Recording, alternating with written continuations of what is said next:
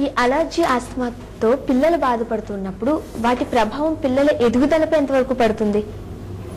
చాలా పడుతుందండి. చాలా మంది పిల్లలు ఏంటంటే హైట్ పెరగటం ఆగిపోతారు చాలా మంది.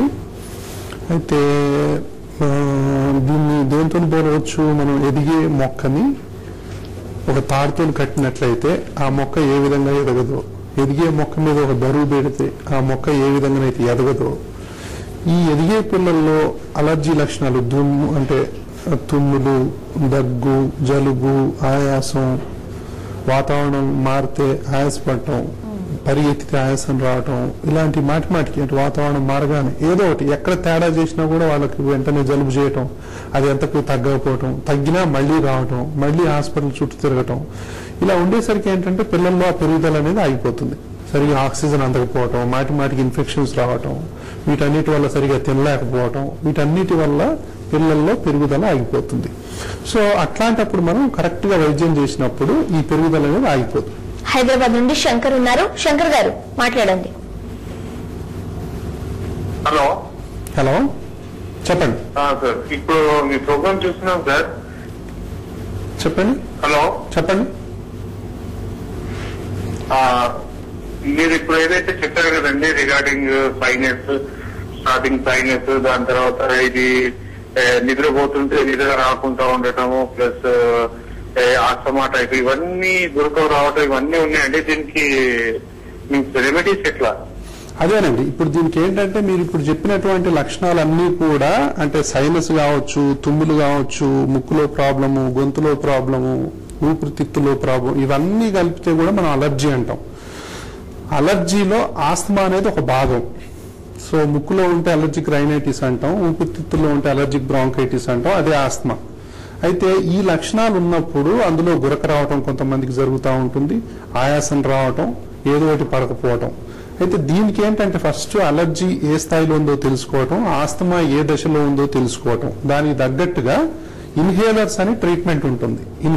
ఇన్హేలర్స్ వల్ల ఊపిరితిత్తులో మూసుకుపోయినటువంటి వాయునాళాలని మనం ఓపెన్ చేయొచ్చు, ముక్కులో మూసుకుపోయినటువంటి ముక్కు రంధ్రాలను కూడా మనం ఓపెన్ చేయొచ్చు మందులతో. కాబట్టి ముక్కులని ప్లస్ వీటన్నిటిని ఏకకాలంలో గనక మనం వైద్యం అందించినట్లయితే దీంతో బాధపడాల్సినటువంటి అవసరం లేదు. అదేవిధంగా ఈ ప్రాబ్లం మాటికి రావటం వల్ల వైరల్ ఇన్ఫెక్షన్ల వల్ల కానీ బ్యాక్టీరియల్ ఇన్ఫెక్షన్ల వల్ల కానీ మాటికి వస్తున్నప్పుడు దీనికి తగ్గటువంటి వ్యాక్సిన్లు ఇప్పుడు అందుబాటులో ఉన్నాయి. వైరల్ ఇప్పుడైనా వేయించవచ్చు. పిల్లల నుంచి మొదలు పెట్టుకుంటే ఎవరికైనా వ్యాక్సిన్స్ వేయచ్చు. అంటే మాటికి ఇబ్బంది కలుగుతుంటే, మాటికి సైనస్, మాటికి గొంతు నొప్పి రావటం, మాటికి టాన్సిల్స్ ఉబ్బటం, మాటికి తెమడ, దగ్గు, ఆయాసం, అంటే రెస్పిరేటరీ సిస్టమ్ లో మాటికి ఈ ప్రాబ్లం వస్తున్నట్లయితే మనం antiviral vaccines, flu vaccines, anti bacterial vaccines, so pneumococcal vaccines మనం వేసినట్లయితే ఈ ఇన్ఫెక్షన్స్ ని మనం 50 to 60% అరికట్టవచ్చు. 2 వ్యాక్సిన్లు కనుక తీసుకుంటే దాదాపు 70 to 80% of infections, respiratory tract infections ని మనం అరికట్టవచ్చు. తద్వారా క్వాలిటీ ఆఫ్ లైఫ్ పెరుగుతుంది, చీటికి అటాక్స్ రావు, మాటికి సైనస్ రాదు, దగ్గు, ఆయాసం ఇవన్నీ తగ్గిపోతాయి. తర్వాత దాంతో పాటు ఇన్హేలర్స్ వాడాలి. దాని తర్వాత కొన్ని నేసల్ స్ప్రేస్ ఉంటాయి, కొన్ని టాబ్లెట్స్ ఉంటాయి. కాబట్టి సరి అయినటువంటి వైద్య నిపుణుడిని సంప్రదించి సరిగ్గా వైద్యం తీసుకున్నట్లయితే ఈ ప్రాబ్లమ్స్ దేంతో కూడా బాధపడాల్సినటువంటి అవసరం ఈ రోజుల్లో లేదు. ఓకే, జనరల్ గా చిన్న పిల్లలు అంటే బై బర్త్ ఈ ఆస్తమా అలర్జీతో పిల్లల్లో ఉన్నట్లయితే మనం చూస్తూ ఉంటాం. చిన్న పిల్లలకు అంటే డేస్ బేబీస్ కి ఉదయాన్నే స్నానం చేసేటప్పుడు సాంబ్రాణి పొగ వేయడం, అగరబత్తీలు వేయడం, అంటే పిల్లల అట్మాస్ఫియర్ మంచిగా ఉండాలని కొన్ని ఆయుర్వేదిక్ మెడిసిన్ అంటే సాంబ్రాణి ఇవన్నీ వాడడం యూజువల్ గా పేరెంట్స్ చూస్తూ ఉన్నాం.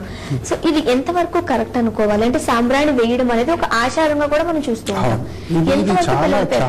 చాలా తప్పిది. అంటే ఇది ఆచారం కావచ్చు, మన సంస్కృతిలో ఒక భాగం కావచ్చు, కానీ అది కేవలం మనం ఒకలాంటి పొగ అనేది మాత్రం గుర్తుపెట్టుకోవాలి. అందులో ఉన్నటువంటి కార్బన్ మోనాక్సైడ్ కానివ్వండి, అందులో ఉన్నటువంటి విషతుల్యాలు అనేవి ఊపిరితిత్తుల్ని కంపల్సరీగా ఎఫెక్ట్ చేస్తాయి. చిన్నపిల్లల్లో అదే చెప్తున్నాను, చిన్నపిల్లల్లో తల్లిదండ్రులు అలర్జీ ఆస్మా లక్షణాలు ఉంటే ఇలాంటి చిన్నపిల్లలు కనుక సాంబ్రాణి పొగలు, ఊది కడ్డీలు, లేకపోతే యజ్ఞాలు, యాగాలు ఇంట్లో మనం పెట్టి ఆ పొగ ఇదంతా పెట్టినట్లయితే చిన్నపిల్లలు ఎఫెక్ట్ అయ్యేటటువంటి అవకాశాలు ఎంతో ఉంటాయి. సో వాళ్ళల్లో చిన్నప్పుడే అలర్జీ ఆస్మా లక్షణాలు మెల్లమెల్లగా మొదలవుతూ ఉంటాయి. సో ముక్కు దిబ్బడేయటం, గాలి పీల్చలేకపోవటం, పక్కలు ఎగిరేయటం, పాలు తాగలేకపోవటం, చీటికి మాటికి జలుబు చేయటం, ఈ లక్షణాలు ఉంటాయి. కాబట్టి ఎట్టి పరిస్థితుల్లో సాంబ్రాణి పొగ ఈ రోజుల్లో వేయటం అనేది వేయకూడదు. తర్వాత మాటికి ఘాటైనటువంటి అగరబత్తీలు కూడా వెలిగించకూడదు. తల్లిదండ్రులు ఎవరు కూడా ఘాటైనటువంటి స్ప్రేలు కూడా వాడకూడదు. తర్వాత ఘాటైనటువంటి మస్కిటో రిపెల్లెంట్స్ కూడా వాడకూడదు. అంటే ఏంటి, ఇండోర్ పొల్యూషన్ అనేది ఉండకూడదు. సో వెంటిలేషన్ మంచిగా ఉండాలి, లైట్ బాగుండాలి, అంతే తప్ప ఈ గాలిని కలుషితం చేసినట్లయితే పిల్లల్లో సో ఈ అలర్జీ ఆస్తమా అనేది తొలి దశలోనే మొదలవుతుంది. కాబట్టి చిన్నపిల్లల్లో ఎవరికైతే తల్లిదండ్రుల్లో అలర్జీ ఆస్తమా లక్షణాలు ఉంటే, ఇప్పుడు తల్లికి కానీ తండ్రికి కానీ జలుబు, దగ్గు, ఆయాసం, మాటి కోల్డ్ చేయటం, ఇదే లక్షణాలు చిన్నపిల్లల్లో కూడా వచ్చేటటువంటి అవకాశాలు ఉంటాయి.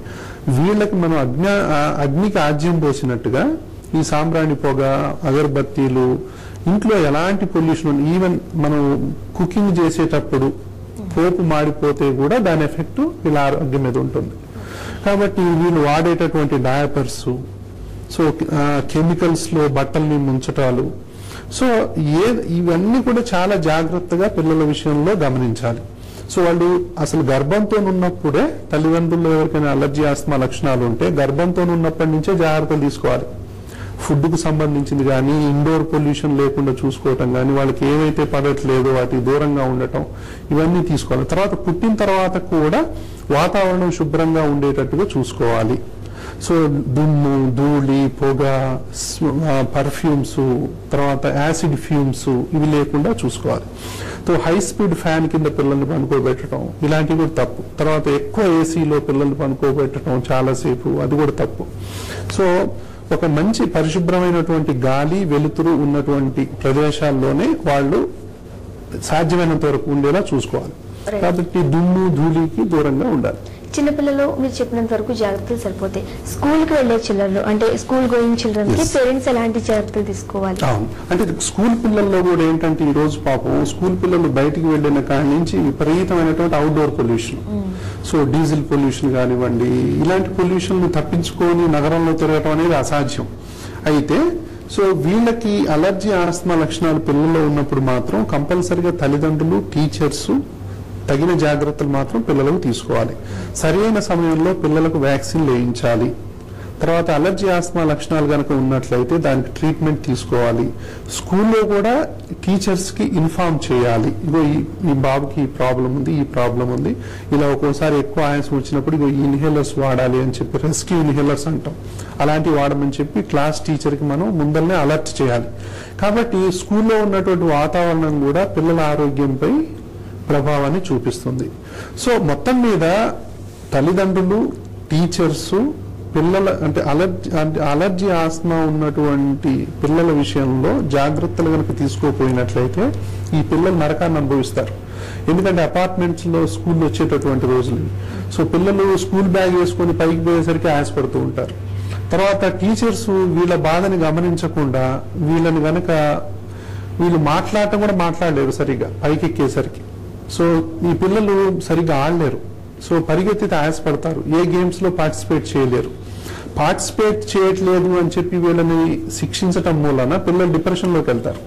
వాళ్ళకి ఆటల మీద ఇంట్రెస్ట్ ఉండదు. అయితే వాళ్ళకి ఆటల మీద ఇంట్రెస్ట్ ఉండాలన్నా, పిల్లలు యాక్టివ్ గా ఆడుకోవాలన్నా ముందు వాళ్ళకు డయాగ్నోసిస్ అనేది కరెక్ట్ గా చేసి, సో వీళ్ళకి అలర్జీ ఉందా, ఆస్తమా ఉందా, దానికి తగ్గటువంటి వైద్యుని సంప్రదించి సరైనటువంటి వైద్యాన్ని కనుక మనం తీసుకున్నట్లయితే పిల్లలు కానీ, యువతి యువకులు కానీ, పెద్దలు కానీ అలర్జీ, ఆస్తమా, గురక ఏ సమస్యతో బాధపడాల్సినటువంటి అవసరం లేదు. థ్యాంక్ యూ సో మచ్ అండి. Thanks for coming. ఇది జీవనరేఖ కార్యక్రమం చూస్తూనే ఉండండి TV1.